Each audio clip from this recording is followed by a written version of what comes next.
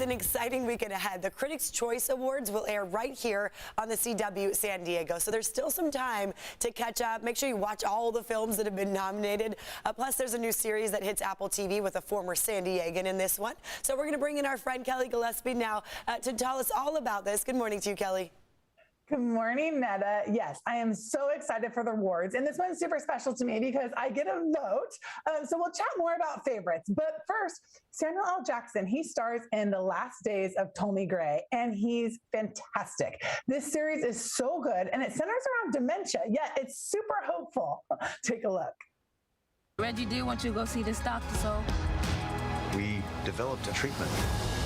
Mr. Gray will remember everything that he has ever known. But the treatment will only work once. Is that what you want?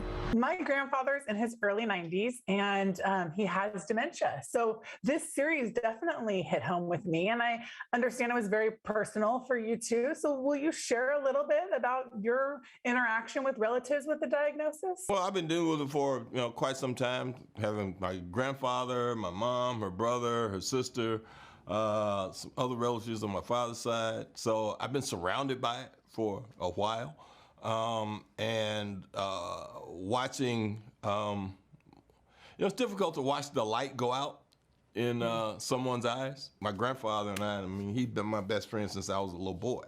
So to watch that happen to him was, devastating to me. And then to watch it happen to my uncle, my mom's brother, who I'd lived with when I first came out here in '60s, and watch the light go out in his eyes, and then watch it go out in hers. It's a very difficult thing to have happen. But you also want to tell the story, as I was telling the story of Ptolemy, about a person who had a life well lived. That there was a fanciful moment in this particular story where he gets a cure that allows him to go back in his life and solve some of the problems that are in the clouded mind of that particular character, and the kinds of people that were around him that made his life rich and full. We always kind of swell a little bit more with pride when we see a former San Diegan succeeding, and I know you spent time at UCSD. First of all, San Diego is one of the most beautiful places to live, and I've lived a lot of places. People are so kind in San Diego. Talk about an empathetic, amazing place to live and raise kids and be. I've only gone back a couple of times, and I always love it. It's a special place in my heart. My sole purpose on this earth is to love Roxanne. Does she know? The world will never accept someone like me and a tall, beautiful woman. Anybody could play Cyrano. I'm doing it because, yes, I do have a built-in difference I could relate to in terms of feeling less than the person you love or feeling unworthy. But I think what the movie speaks to is everybody knows that feeling. So it's a thing that we all struggle with.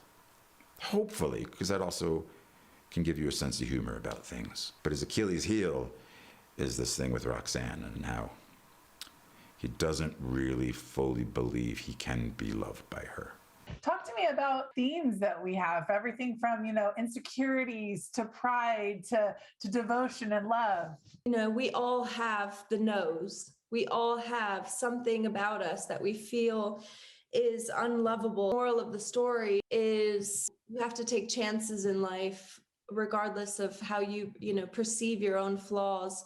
Don't let fear stand in the way, or fear of not being enough stand in the way of getting the life and the love that you deserve.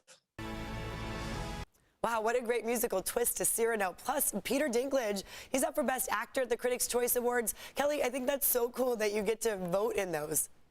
Yes, the 27th Critics' Choice Awards, of course, they're this Sunday. They're at the Fairmont Century Plaza, but they're televised right here on the CW at 7 o'clock.